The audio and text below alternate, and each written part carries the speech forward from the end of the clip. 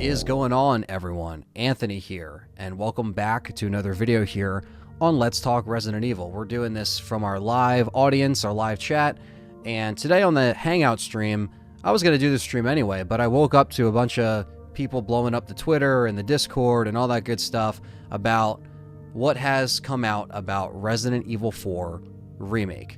Us fans know that it is in development. We last saw the leaked concept art from Wesker that DC Douglas himself leaked out. That was the last bit of information that actually was released. Now, we know that this has been happening in the background, and the troubled development was something that isn't unknown. And obviously, the hype for Resident Evil 4 is still going. We got the HD project that just came out.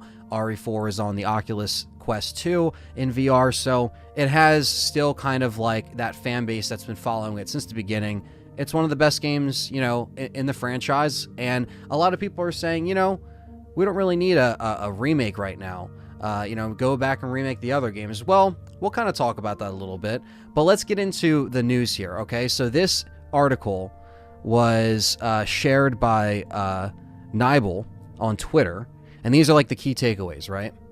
The village scene and a decent portion of the game takes place at night now. The second point is scarier and inspired by the RE4 betas, which is interesting.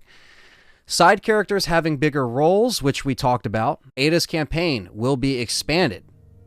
So, separate ways, possibly early 2022 reveal. So if we jump into the actual article here, some details from the unannounced Resident Evil 4. This is from fanbyte.com.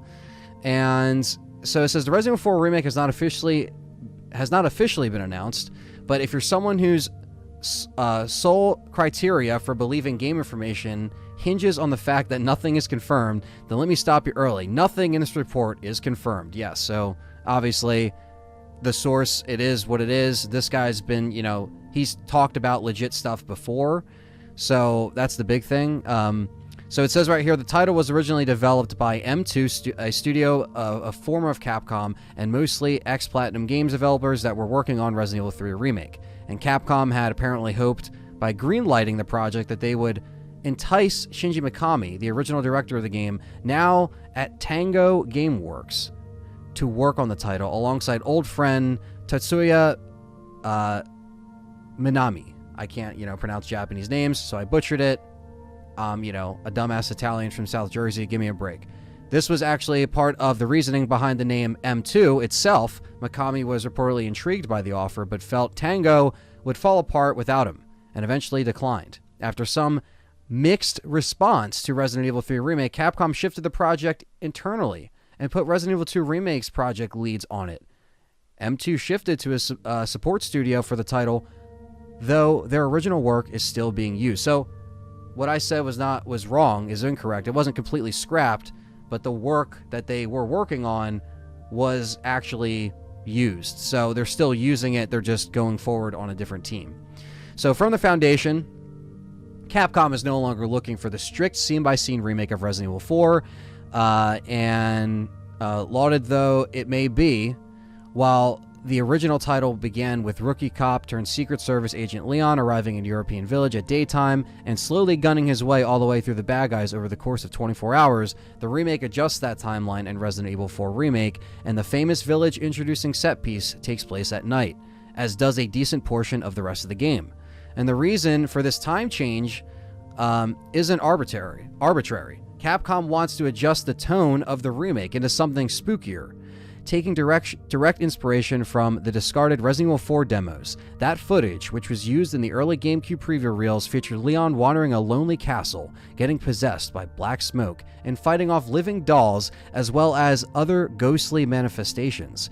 And some of the stuff made its way into the original game in other ways. Most of it, however, was left on the cutting room floor, and direct comparisons are being made during the development of the remake. So this is kind of, you know, talking about, so this taking place at night is kind of like the first takeaway. I don't really mind this, considering if they make the whole game take place at night, then that just means they are, you know, I mean, it doesn't take long for the actual, you know, game to really start moving once you know, you're in the village for a certain amount of time, and then before you know it, you are, it's nighttime, like it's daytime and it's cloudy, and then, it's nighttime all of a sudden. It's not going to take place over multiple periods of days. It's probably still going to be in a short time frame. As far as them going into this path of making the game based off the betas, that's very interesting, because I think that that's one of those things that really makes me scratch my head a little bit, because Resident Evil 4, the tone is primarily, action and horror, right? Very little horror, but more action. So some people would say, well, this is actually a great idea. Do the paranormal stuff, bring that in. But I personally, while I like the hook man and I like all that footage and I thought that was very interesting, I don't really know if that's what people would want in a Resident Evil 4 remake, because people are thinking of this, right? And in this game, there wasn't really room for, the hook man, the paranormal stuff mixed in with the Las Plagas. Like, it was very, Parasite oriented. It wasn't paranormal. It was controlled by a cult. They had these things kind of worked in there. So I would hope that if they do something like that, it's not taking away from what I know and love about, Los Illuminados and what goes into a lot of the pagan influences that influenced Resident Evil 4 as a whole, like the Wicker Man, like other things. We talked about that on shows with Beggy and everywhere else. Everyone knows about Resident Evil 4 and the lore. So them making it more scarier, sure, but having the black smoke and all this shit and getting possessed and those kind of things that the Resident Evil 3.5 beta was kind of messing with, I don't really think this is the time and place for it. I think if you're remaking Resident Evil 4, I think you should focus on Resident Evil 4. Now, it doesn't have to be one for one. That's not necessarily what I'm saying, but I think that they shouldn't really get too caught up in that. And of course, this obviously cannot mean anything. This can just be something that's typed up in an article, and it's made to, have people like us discuss it even further. But in my opinion, if they went that direction, wouldn't really be a fan of that. Just think that they should keep it more horror, but it doesn't have to be like the paranormal horror and the possession. And, we're getting into weird, territory with that, where I already thought that 3.5 is always weird because I had that idea. But I think 95% of fans kind of liked what we got in Resident Evil 4, I don't know. Obviously, let me know what you guys think. Just want to throw this in as a sidebar. I wanted to say that I do think the Hookman would be awesome to see if they don't make him so much paranormal. If they work him into the Las Plagas and the cult, that would actually make a little bit more sense in my opinion. Some changes such as story, such as giving side characters bigger roles, and more screen time are also planned. Capcom plans to flesh out these aspects of the game as well. One focus is Assignment Ada, which was a short campaign starring Leon's rival, sometimes lover, and spy, an extraordinaire Ada Wong. The GameCube version is a mini-campaign that did not feature in much of the way of story, but allowed players to go through the game's areas as Ada while collecting Las Plagas samples. It's largely considered to be non-canon, bonus, there we go. That does not make a lot of sense with the game's timeline. For the PlayStation 2, and all versions except PSVR, a campaign titled Separate Ways was added. This had far more of the plot and showed what Ada was actually doing. Yes, we know this. For Resident Evil 4 Remake, M2 specifically is looking to expand on Assignment Ada in separate ways by combining each into one package. A more fluid, polished companion piece. Not every source we talked to could confirm whether this was the main game or planned as DLC, but most said it was looking to be fairly meaty expansion to the source material. And then earlier release that came out with the Wesker redesign for RE4 Remake, and these were from another now... Apparently they were not accurate. They were from another now seemingly canceled Resident Evil project. So it seems that the Resident Evil 4 Wesker artwork, according to this article, was from a scrapped, canceled Resident Evil game, which is the first that I'm actually hearing of that. I don't really know what that is about. Obviously, if Wesker does have more of a presence in this game, that wouldn't really surprise me, considering that they try to implement more of the side characters. Now, with the side characters with Ada, I don't mind them combining Assignment Ada in separate ways. I don't think there's anything wrong with that, considering I always thought it was weird that Assignment Ada was kind of not canon, and then, Separate Ways was, and then, obviously there's no point of having two of them again when they can clearly just make it make sense in the story. So we know Ada's going to have a role or more of a role. I'm kind of happy that she's getting her own campaign still, because I like the fact that she's able to kind of get her own scenario, because she's kind of in the background being a spy behind the scenes, and stuff like that is very interesting to me, and I'm happy they're not completely cutting it. But I think there's going to be, you know, something else where a lot of people might, you know, want to see something like Lewis a little bit more, or, you know, maybe see, you know, because he was a researcher sent in there, maybe we might see more behind the scenes of what he was doing in the background, because he was around the village before Leon even showed up. So I'm curious to see how they're going to implement Luis here, and it's very fascinating because, you know, again, I don't want them to cut down content, so it doesn't sound like, as far as scenarios and gameplay, if this is true, we're going to have a pretty packed game, because, you know, they're not going to make the main base game very short, and I'm assuming this won't be so much DLC. I hope not. You know, I don't know if it's planned DLC.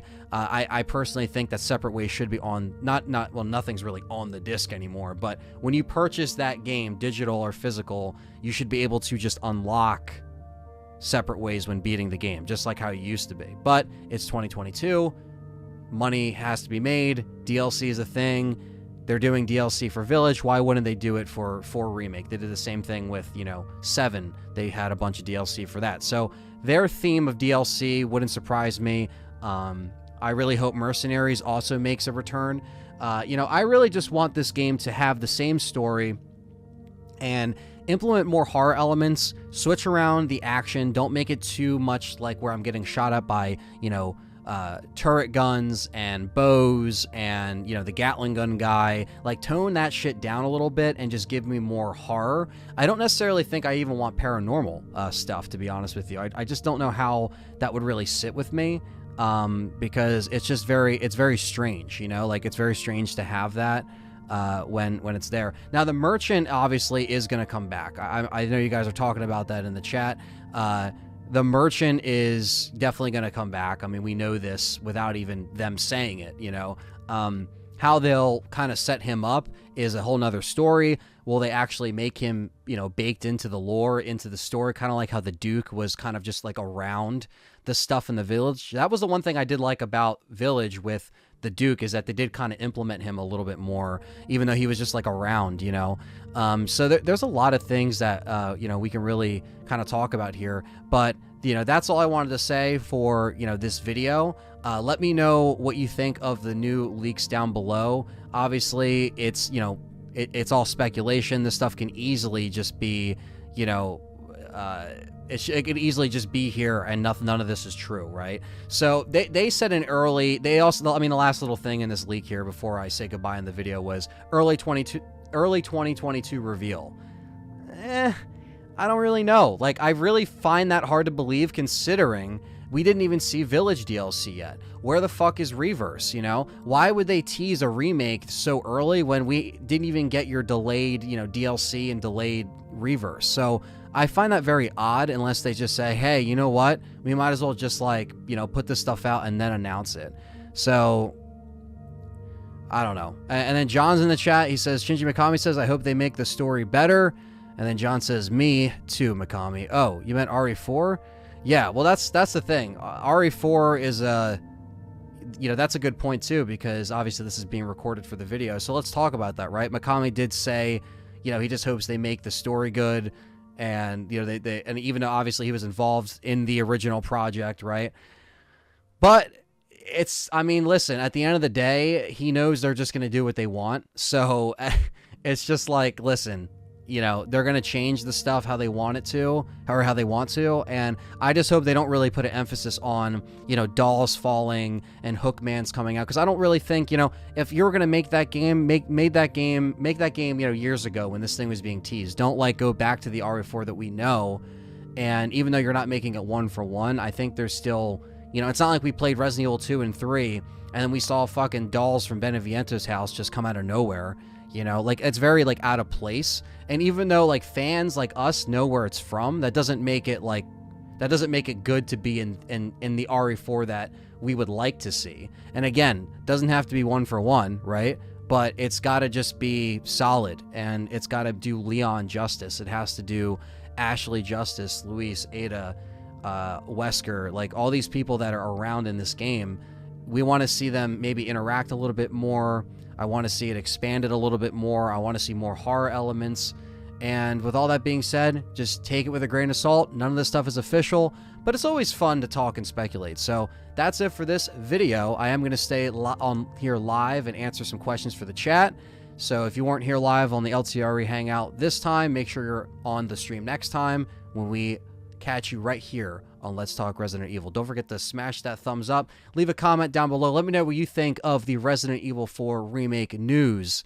And stay tuned for more RE4 Remake coverage. And we'll catch you guys in the next one. A big shout out to everyone that supports us on Patreon. With starting at just $1 a month, you get access to exclusive polls to vote on channel content. And with $5 and up, you get exclusive Patreon podcasts, live streams, and much more. Thank you so much for your support, and we'll catch you in the next one.